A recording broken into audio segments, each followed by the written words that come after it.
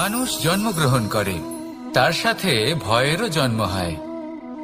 ছোটবেলা থেকেই আমাদের মনে কোনো না কোনো প্রকারের ভয় থেকেই যায়। কেউ এই বিষয়ে ভয় পায় যে তার কোনো বস্তু তার থেকে দূরে চলে যাবে, কেউ এই বিষয়ে ভয় পায় যে আমি নিজেকে হারিয়ে ফেলব, কেউ এই ভেবে ভয় পায় যে আমার প্রিয়জনেরা তারা যেন আমার থেকে দূরে না চলে যায়, কেউ এই ভেবে ভয় পায় যে আমরা যেন পথ না হারিয়ে ফেলি, আদি ইত্যাদি। কিন্তু সত্যি কথা বলতে ভেবে দেখুন, এই ভয় বাস্তবে কি? শুধুই একটা মনস্থিতি, আর কিছুই নয়। যা কিছু আপনি জীবনে পেয়েছেন তা একদিন আপনাকে হারাতে হবে। এই জীবন হলো আপনারই, কিন্তু তাও একদিন সমাপ্ত হবে। তাই ভয় পেয়ে কি লাভ? এই ভয় শুধু আপনাকে জীবন যাপন করা থেকে বাধা দিচ্ছে, আর কিচ্ছু নয়। পথ হারিয়ে ফেললেই বুঝতে পারবেন যে নতুন পথ কিভাবে বানাতে হয়। কিছু মানুষকে জীবন থেকে হারালে তবেই আপনি বুঝবেন যে আপনার আপনজনকে। এই ভয়ের কারণে ভীত হয়ে থাকবেন না।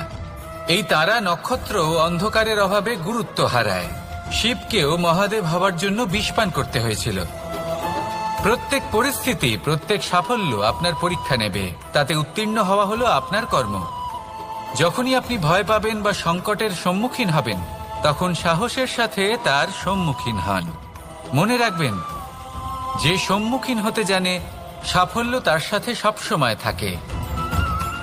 আসুন আর আমার সাথে ভালোবেসে বলুন, রাধা রাধা। সাফল্যের বাস্তব অর্থ কি? নিজের লক্ষ্যে দৃষ্টিবদ্ধ হয়ে থাকা, প্রতিদিন তার জন্য কর্ম করা, দৃঢ় নিষ্ঠার সাথে উত্থান পতনের সামনে এগোতে থাকা, আর নিজের লক্ষ্য প্রাপ্ত করা, এটাই কি সাফল্য? যদি আপনার কোনো বস্তু লাভ করতে হয়, কোনো শক্তি লাভ করতে হয় বা কোনো স্থান লাভ করতে হয়, তাহলে তার জন্য এসব ঠিক আছে, কিন্তু বাস্তবে সাফল্য এটা নয়। আপনার কাছে থাকা কোনো বস্তু, শক্তি বা স্থান আপনি কিভাবে ব্যবহার করবেন তা আপনার উপর নির্ভরশীল।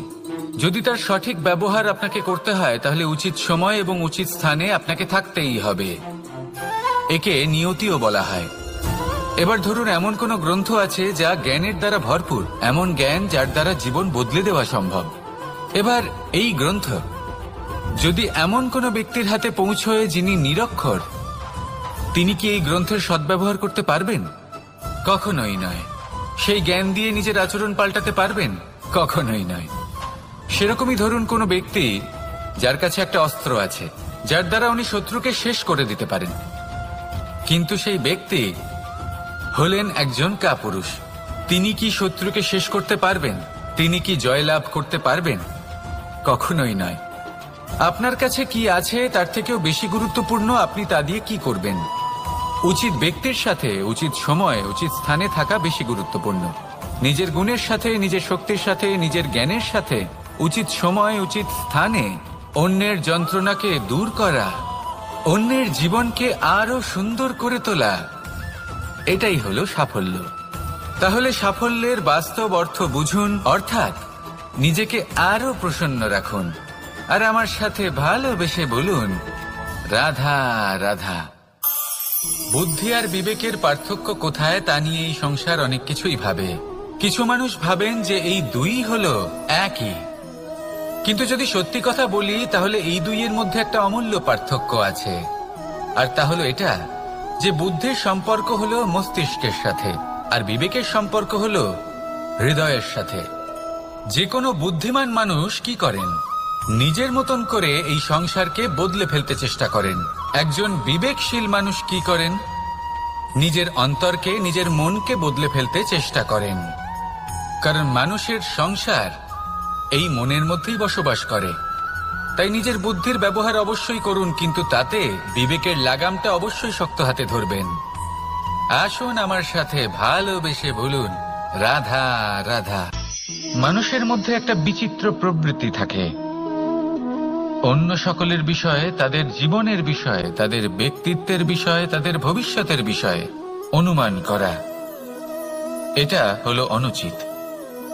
কারোর অতীতকালকে দেখে লোকে ভবিষ্যৎ বলে দিতে পারেন, বর্তমানকে দেখে ভবিষ্যতের বিষয়ে অনুমান করে ফেলেন। উদাহরণ দিতে হলে বলবো, কোনো দাসকে দেখুন, ওকে দেখে লোকে বলে যে ওর ভবিষ্যৎ সেটাই হতে পারে, অনুমান করে ফেলেন।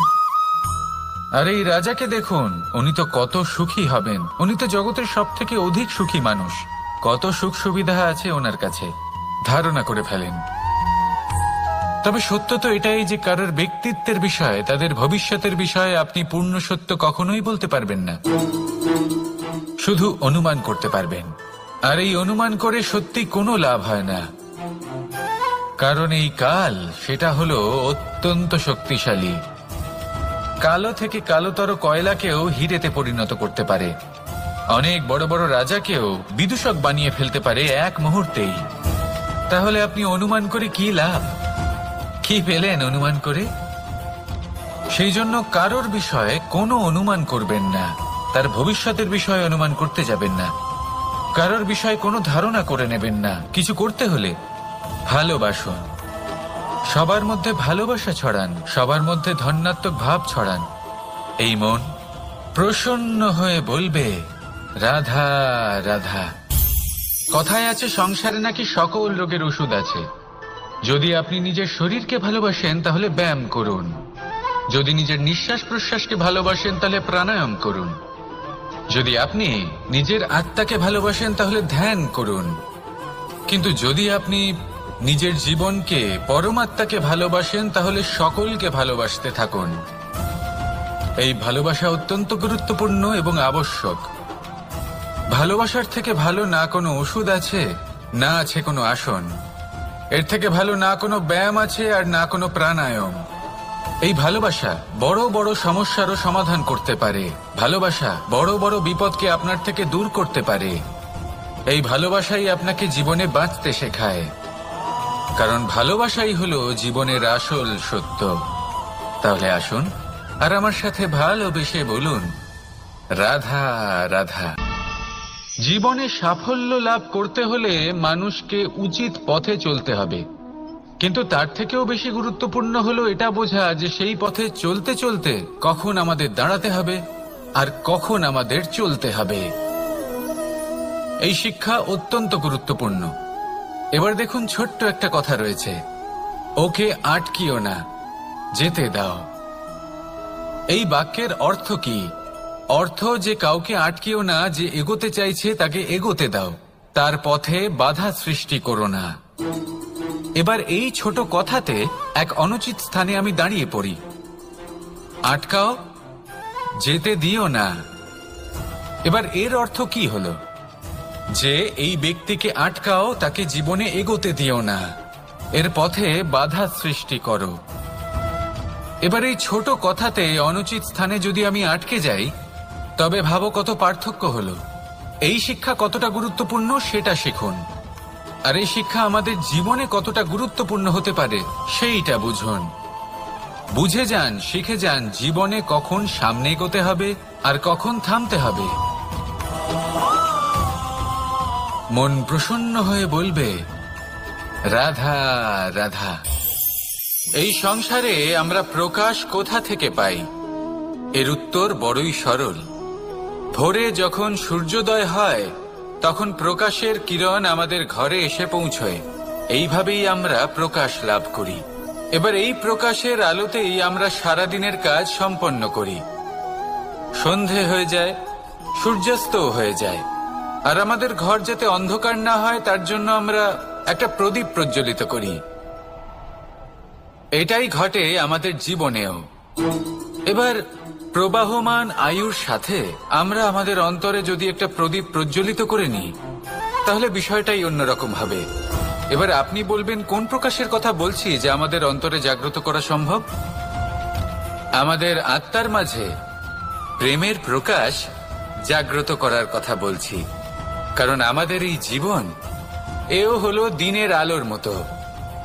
আজ প্রকাশ আছে, কিন্তু কোনোদিন অবশ্যই অস্ত হবে।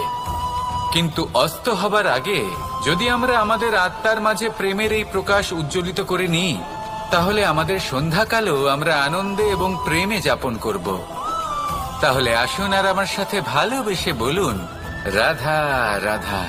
এই সংসারে এমন কিছু মানুষ আছেন যাদেরকে আপনার ভালো লাগে, তারা আপনার প্রিয়, আমরা চাই ওনারা আমাদের কাছে থাকুন, আমরা ওনাদের কাছে থাকি। এবার সেই ক্ষেত্রে আমরা তাদের ভালো ভালো উপহার দেওয়ার চেষ্টা করি, কারণ ওনারা হলেন আমাদের প্রিয়। আর তার বদলে আমরা আশা করে থাকি যে ওনারা আমাদের একটু সম্মান করবেন। এবার এই মানুষজন যারা আমাদের প্রিয়, এদের আমরা একটা উপহার দিই। সোনা দিয়ে থাকি, আভূষণ দিয়ে থাকি, হিরে মুক্ত দিয়ে থাকি। কিন্তু যদি ভেবে দেখি, এই সবকিছুরই একটা মূল্য আছে। ভেবে দেখুন, আপনি কি তাদের এমন কোনো উপহার দিতে পারেন যা কিনা অমূল্য? তা এরকম উপহার কি হতে পারে? ঠিক বলেছেন আপনি, প্রেম। এই প্রেমই হলো অমূল্য, কারণ মন থেকে এর উৎপত্তি হয়। না চেয়ে পাওয়া যায় আর না ছিনিয়ে নেওয়া যায় এই ভালোবাসা। ঠিক এইরকমই হয় এই সম্মান। যদি সম্মান করো তাহলে মন থেকে এবং ভালোবেসে করো, ভয় পেয়ে নয়। মনে রাখবেন, যে মাথা ভয়ের দ্বারা নত হয়, বিরোধিতাও প্রথমে সেই করে থাকে। যে মাথা ভালোবেসে নত হয়, তা আপনার জন্য বলিদানও দিতে পারে। এই সংসারের সব থেকে বড় উপহার, সব থেকে বড় বরদান এই প্রেম এবং সম্মান। তাকে সম্মান করুন আর আমার সাথে ভালোবেসে বলুন, রাধা রাধা। সমস্ত মানুষের জীবন কিছুটা সমান হয়। মানুষ জন্মগ্রহণ করে, তারপর চলতে শেখে, জীবনে এগিয়ে চলে, বার্ধক্য লাভ করে, তারপর সমাপ্ত হয়ে যায়। কিন্তু সেই ব্যক্তিরা কারা যারা প্রকৃত অর্থে মনুষ্য জীবন যাপন করেন? এনারা হলেন সেই ব্যক্তি যারা পড়ে গেলেও আবার উঠে দাঁড়ানোর চেষ্টা করেন, নিজের ভেঙে পড়া অস্তিত্বকে আগলে নিয়ে আবার একটা আকার দেবার চেষ্টা করেন, ভগ্ন আশাকে আবার একটা নতুন দিশা দেন। অসফল হওয়ার পরেও থামেন না, আবার এগোতে থাকেন। অসফল হওয়ার পরে যদি আপনি থেমে যান, তাহলে সাফল্য আপনার সামনে অপেক্ষা করে, কিন্তু আপনি তা দেখতে পান না। তাই জীবনের সংঘর্ষে অংশগ্রহণ করতে শিখুন। জীবনের সংঘর্ষ থেকে পালাবেন না। আসুন আমার সাথে ভালোবেসে বলুন, রাধা রাধা। পরিস্থিতি কখনো এটা ভালো থাকে, আবার কখনো মন্দ হয়ে যায়। কখনো এই পরিস্থিতি আমাদের পক্ষে থাকে, আর কখনো এই পরিস্থিতি অনুযায়ী আমাদের চলতে হয়। কোনো বিকল্প থাকে না। কিন্তু যখনই এই পরিস্থিতি খারাপ হয়ে যায়, তখন কি করা উচিত সেই প্রশ্ন মনে জেগে ওঠে। পরিস্থিতি যখন প্রতিকূল হয়, তখন আমরা কিছু হারালে তা হারিয়ে ফেলি, ঠিক আছে, কিন্তু যা বাকি আছে সেটা আমরা আগলে রাখতে পারি। পরিস্থিতিকে সামলে রাখার চেষ্টা আমরা অবশ্যই করতে পারি, শুধু সেটুকুই আমাদের হাতে রয়েছে। কিন্তু এর থেকেও বড় সমস্যা আছে, অহংকার। কখন প্রবেশ করে আমরা জানতেও পারি না। এই অহংকার আপনাকে বুঝতেও দেবে না যে আপনি সত্যি কিছু হারিয়েছেন। আপনার কিছুই যাবে আসবে না। দেখতে গেলে আকাশের সূর্য নিজের প্রকাশ হারিয়ে ফেলে যখন অন্ধকার ঘনিয়ে আসে। তাহলে আমরা কে হই? ওনার সামনে তো কিছুই নই। এই অহংকার আমাদের দমন করতেই হবে। এটা বিশ্বাস করতে হবে যে এই সমগ্র সৃষ্টিতে আমরা শুধুমাত্র একটা কণা, তার থেকে বেশি আর কিছুই নয়। বিশ্বাস করতে হবে যে আমরা ততটাও বড় নই যে কখনোই কিছুই হারাবো না। এবার যেদিন এই জ্ঞান আপনি আত্মস্থ করে নিজের আচরণ পাল্টাবেন, মনে রাখবেন সেই দিনই অহংকারকে দমন করতে আপনি পথে অগ্রসর হয়ে পড়েছেন। এই অহংকারকে দমন করুন আর আমার সাথে ভালোবেসে বলুন, রাধা রাধা। বনস্পতি ফলনের জন্য আমাদের কিসের প্রয়োজন পড়ে? একটু ধরিত্রীর, একটু পরিশ্রমের, আর একটা বীজের। এবার যদি মানুষের কথা বলি, তাহলে এখানে ধরিত্রী হলো মানুষের এই জীবন, যেখানে মানুষ নিজের ইচ্ছের ফল ফুল ফলন করতে চায়। পরিশ্রম হলো আমাদের কর্ম, আর বীজ হলো আমাদের নির্বাচন। আমাদের বেছে নিতে হবে যে আমরা কি বপন করব, আম নাকি ফণি মনসা। এর মধ্যে আমরা কি পেতে চাই? রসালো ফলের ফলন চাই নাকি কাঁটার ফলন চাই, তা আমাদের উপর নির্ভরশীল। কিন্তু একটা কথা ঠিক, লক্ষ্য যেমনই হোক না কেন, জীবন যেমনই হোক না কেন, যদি আপনি লক্ষ্যের দিকে এগোতে থাকেন তাহলে কর্মের সাথে খামখেয়ালি আচরণ করতে পারবেন না। যদি আপনি এমন করেন তাহলে এটা আপনাকে একটা অনুচিত লক্ষ্যে পৌঁছে দেবে, সেটা কিন্তু নিশ্চিত। সবসময় এটা মনে রাখবেন, কর্মের সাথে খামখেয়ালি হবেন অর্থাৎ কর্মফলও আপনার সাথে খামখেয়ালি হবে। তাহলে নিষ্ঠার সাথে কর্ম করতে থাকুন আর নিজের লক্ষ্যকে প্রাপ্ত করুন। আর আমার সাথে ভালোবেসে বলুন, রাধা রাধা। জীবনে এমন কিছু কাজ রয়েছে যা আমাদের কখনোই করা উচিত নয়, যেমন আশা করা। যদি আপনি আশা করেন আর আপনার আশা পূর্ণ না হয়, আপনি খুবই কষ্ট পাবেন। এবার আপনি যদি প্রতীক্ষা করেন, করতেই থাকেন, আর সেই ব্যক্তি যদি না আসে তাহলেও খুব কষ্ট পাবেন। আর হলো তুলনা। আপনি যদি তুলনা করতে যান তাহলে এটাই ভাববেন যে হয় আমি বা অন্য কোনো ব্যক্তি, এই দুজনের মধ্যে কোনো এক ব্যক্তি নিকৃষ্ট। আর এই ভাবনাটাই হলো অনুচিত। যদি আমরা কথা বলি সেই সব বিষয়ে যা আমাদের করা উচিত, যেমন পরীক্ষা। এই পরীক্ষা সবসময় আমাদের আরো সফল করে তোলে, আরো শ্রেষ্ঠ করে তোলে, আরো উৎকৃষ্ট করে তোলে। আসন্ন মহাসংগ্রামের জন্য আমাদের প্রস্তুত করে তোলে এই পরীক্ষা। তাই এই পরীক্ষার থেকে কখনোই পালাবেন না, এর সম্মুখীন হন। আর হলো কর্ম। কর্ম করা কখনোই বন্ধ করবেন না। তুলনা করার বদলে কর্ম করুন, প্রতীক্ষা করার বদলে কর্ম করুন, আর আশা করার বদলে কর্মই করুন। জীবন সফল হয়ে যাবে। দেখুন, সবার শেষে সত্যি বলতে এই কর্ম আর এই পরীক্ষা, এই দুই আমাদের জীবনকে সুখী করে তুলতে পারে। আসুন আর আমার সাথে ভালোবেসে বলুন, রাধা রাধা।